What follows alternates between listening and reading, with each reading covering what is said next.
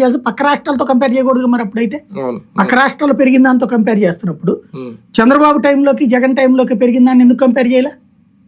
చేయాలి కదా, కంపేర్ చేసి ఇదిగో 2014-15లో ఎంత వచ్చింది, ఈయన హయాంలో ఎంతే వచ్చింది అని కంపేర్ చేయాలిగా.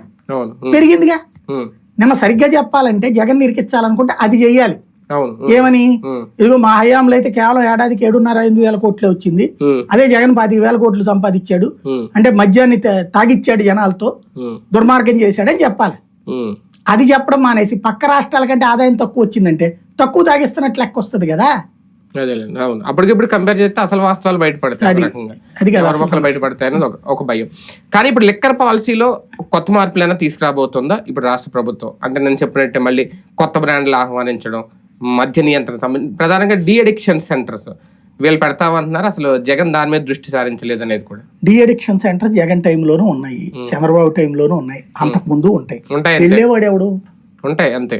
ఇప్పుడు ఒక లేబర్ కుటుంబంలో తన భర్తను డీ అడిక్షన్ సెంటర్కి తీసుకెళ్లి తాగనియ్యకూడదు అని భార్య నిర్ణయించాలి, కానీ భర్త సహకరించాలిగా.